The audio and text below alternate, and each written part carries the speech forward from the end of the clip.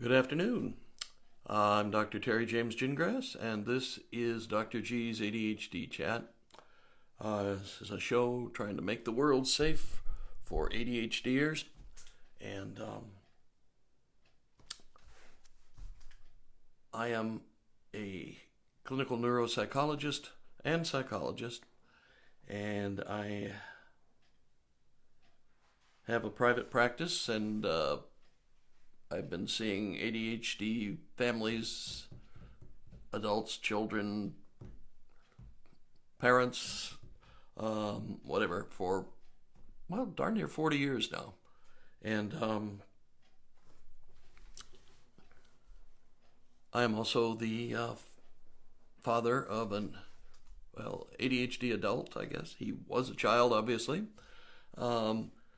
And this was back quite a while ago, and as a result, I started out parenting back in the dark ages of ADHD when we didn't know anything about it, didn't have very good treatments, didn't have very good evaluation methods.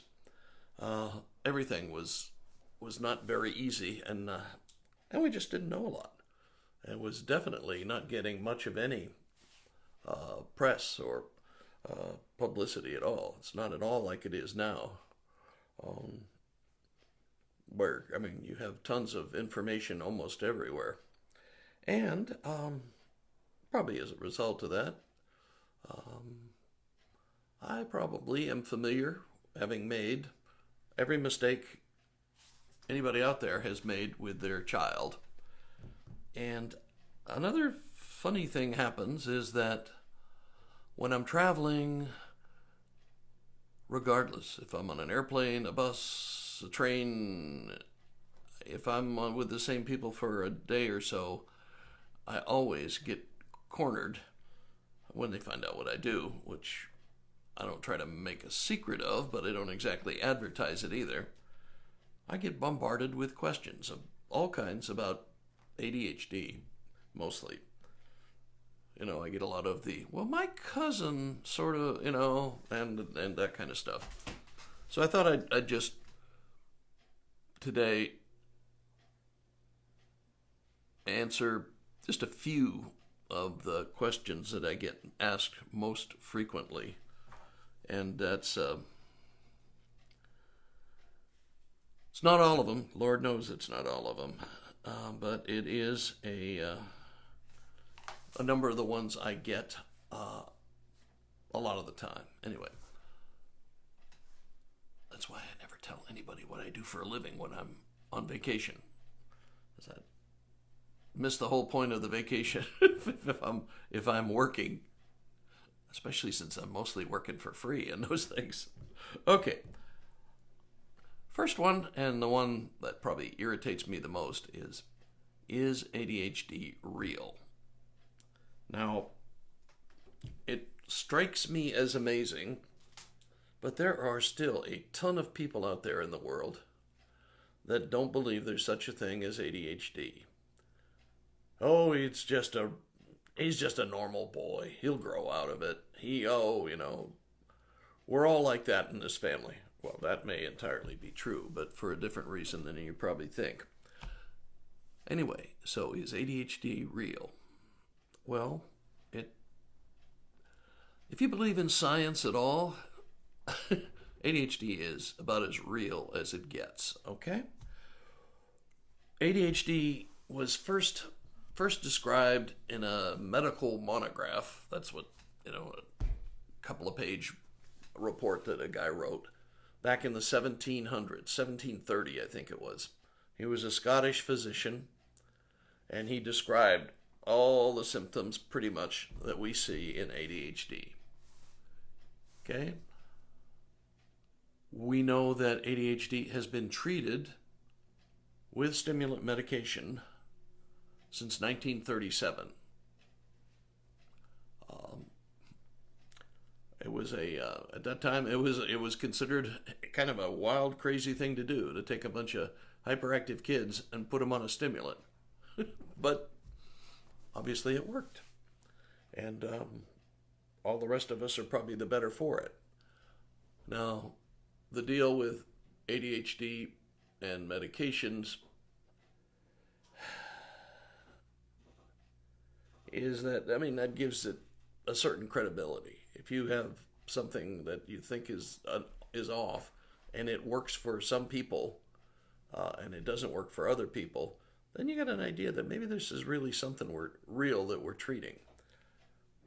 And in addition, we have we have radiologic support. PET scans is mostly what would have been used, that show a difference between the brain function of ADHDers versus neurotypical kids. Okay, what Zemetkin, and what he did was he had them do math problems, and while they were getting a PET scan, and the folks that didn't have ADHD showed that PET scans are the ones that change colors with the amount of blood flow to a given organ. It tells you what part of it is doing something at the time. So the prefrontal cortex, the front part of the brain, the calculator, if you will, showed, well, in the neurotypicals, it was all red and orange, active colors. I'm working, I'm doing stuff here. For the ADHDers, it was all soothing blues and greens, meaning I'm not doing much of anything, I'm just sort of floating along.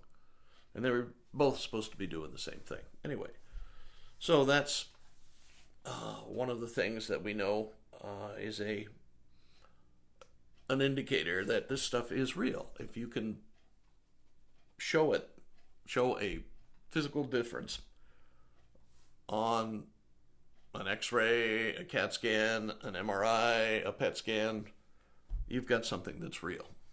So, it's real. It exists. And it will,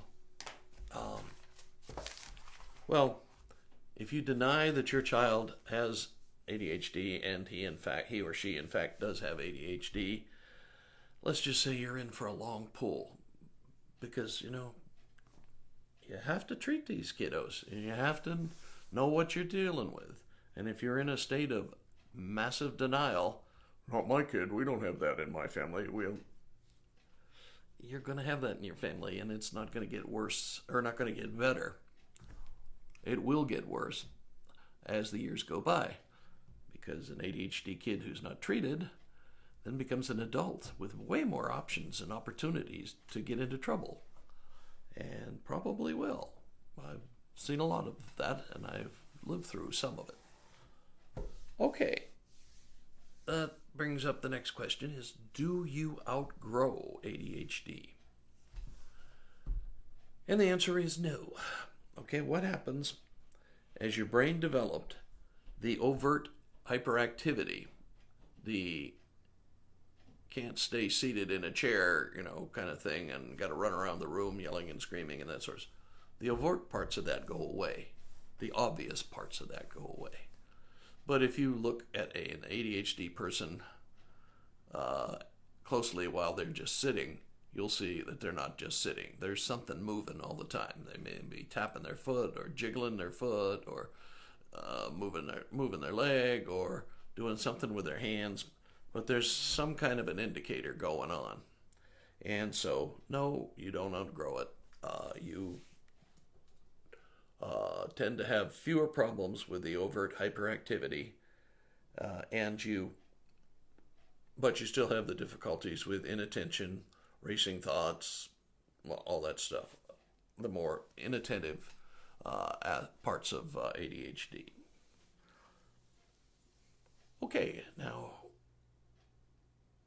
the next one is, can it be cured? Well, no. Frankly, it can be treated. It can be under control. But it is not cured. As in, if you stop treatment, does it go away or come back? It comes back, okay? So it's sort of like diabetes. We don't cure diabetes, we treat it, okay? If you take your insulin, if you're a type 1, you get to stay alive, but you're only good till your next dosage of medication, and that's just the way you live. If you adapt and adjust to it, life is pretty good.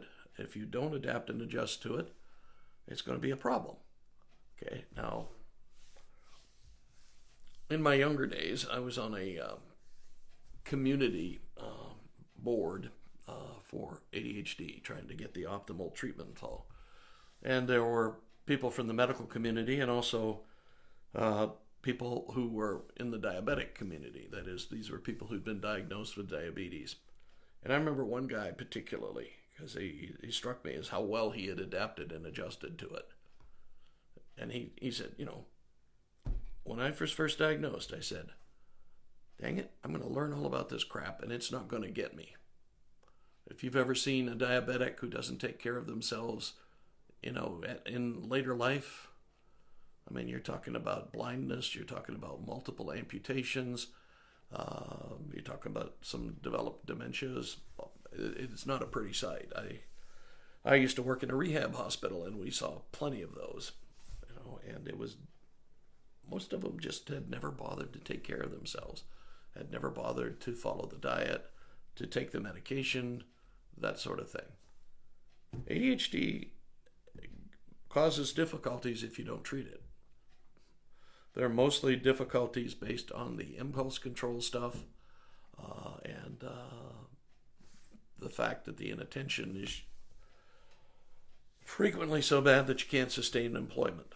Okay, and that's a gross oversimplification, because some types of employment, usually highly physical labor kind of things, keep you moving and keep you focused enough that you can function. But if you're talking about middle level management kinds of things, it's very hard to maintain that kind of employment with untreated ADHD. So saying, we don't cure it, but we treat it, and treat it very effectively, if I may say. There are tons of lawyers and doctors out there in the world that have ADHD. I joke sometimes in my area, I think every personal injury lawyer in town has ADHD. So I say that because I have evaluated at least some of their children. Okay, so it's not cured, it is treated. There's a big difference there. What that means is you get cocky and you go off of your medications, everything comes back. If you stay on your medications, do what you're supposed to do, life is good.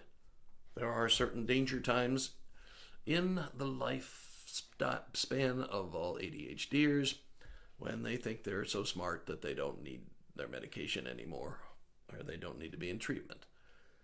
Of course, one of the first places this happens is in adolescence. Teenagers are notorious for thinking they know everything about everything and not wanting any help with anything. And that, of course, not being true. First of all, you're a kid, you're an emerging adult, but you certainly aren't ready for the world yet. And so that's when typically families will have troubles. I don't want to take this stuff anymore. I don't need this, kind of thing. There are a host of problems that come with having ADHD and not being treated. Probably the biggest, well, I'm not sure if it's the biggest one, but one of the major ones is that being on medication helps regulate the neurotransmitters in your brain. If you are not taking your medication, those neurotransmitters are out of whack. And that means you are uncomfortable. And you may start doing some things to try to get comfortable. That's when people try other substances to try to get their brain feeling the way it's supposed to feel. And that's why there's nothing about stimulant medication or any of the medications that are used to treat ADHD that makes it a so-called gateway drug. It does not something that leads to, worse and worse forms of substance abuse. Actually, what it does is it tends to keep people from abusing other substances. And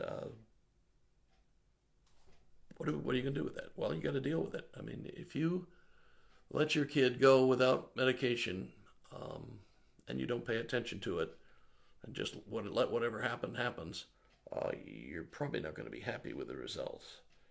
Okay, so the least you should do is, okay, we will try it. We will try it for some given amount of time, 2 weeks, 4 weeks, something like that, or until your next grades come out, and then we'll make another decision. Okay, and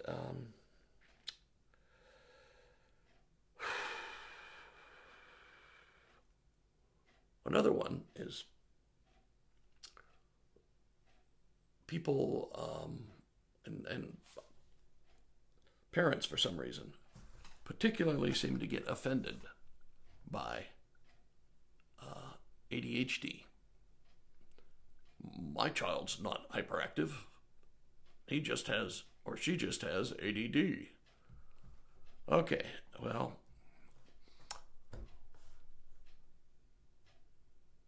bureaucracies are humans' pathetic attempts to try to regulate different systems. In diagnostic psychiatric diagnoses, we have a thing called the Diagnostic and Statistical Manual, and it is basically an agreement by a number of folks in mental health that this is what we should not only diagnose people with, but this is what we should also, this is the terminology we should use. And for some reason, some years ago, and I can't remember how long it's been, I think maybe around 20, but I'm just pulling that out of my ear. But around then, they decided that, no, we're not going to call it attention deficit disorder. We're going to call it attention deficit hyperactivity disorder. Okay? Now, not only is that a mouthful, but you run into things like, I mean, there are three subtypes of ADHD. There's inattentive type, there's hyperactive type, and there's combined type. Okay, so what you've got is this whole mouthful of attention deficit hyperactivity disorder, inattentive type, which means you're not hyperactive. Then you have attention deficit hyperactivity disorder, hyperactive type, which means you're hyperactive. But I don't know why you have to say it twice. And then we have attention deficit hyperactivity disorder, combined type. And that means you've got a little bit of both. And that's the diagnosis, honestly, that I use the most, because it seems to almost everybody's got a little bit of both, you know, if you look hard enough. And I tend to look real hard. Okay? But it is a mouthful. It is awkward. It doesn't slide off the tongue. And I'm not sure it makes a great deal of difference, honestly. But to all of those of you who are mad at your psychologist because he diagnosed or she diagnosed attention deficit hyperactivity disorder, that's the reason. We don't have a choice. That's what they give us. Now, increasingly, another diagnostic system, the ICD system, and that's the one that most other countries in the world use, is becoming more important, and a lot of the insurance companies are requesting billing using ICD codes rather than DSM codes. This is one of those things most of you out there don't really care about, but it's kind of important to me. But that also means that we don't really have to use DSMs as much as we used to. And I'm not sure how far that's going to go, but I am kind of interested to see if we're just going to go, nah, we're not going to use DSMs anymore. We're going to use all ICD codes, and life will be simpler and perhaps more logical, because on the theory that a camel is a horse designed by a committee, the DSM is made up by a committee, and sometimes they do some really strange things. The most recent update was a real nightmare for most of us.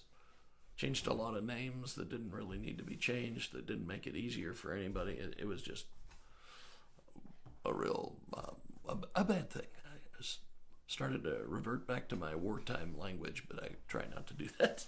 Okay. All right. So those are just some of the questions I usually get when I'm on a boat or on a cruise or on a boat or something, and people find out what I do for a living, or in a conference.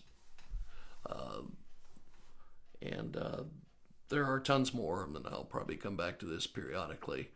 But those are probably the major ones that I'm asked almost continuously. Oh, and yes, it does run in families. I almost forgot that one. That one's probably the most important. It is inherited. Okay? The heritability index for ADHD is 85%. That is a huge number. That is like, well, that's a lot. Let's just put it that way. Which is why a lot of times when I start out evaluating a child, I then end up with one or both parents, and frequently some other relatives, depending on how close they live. It runs in families at very high incidence. Heritability index is, basically how frequently does that happen, and that's real frequent. Okay, I'm Dr. Terry James Gingrass. This has been my ADHD chat and Dr. G's ADHD chat. We're the show trying to make the world safe for ADHDers, because remember, the big changes in the world happen because of people who think outside the box. And ADHDers, by definition, think outside the box. So who knows, maybe your child's the one who's going to solve some big problem in the world. So cherish that and encourage it. Okay, we will catch you next time. Bye.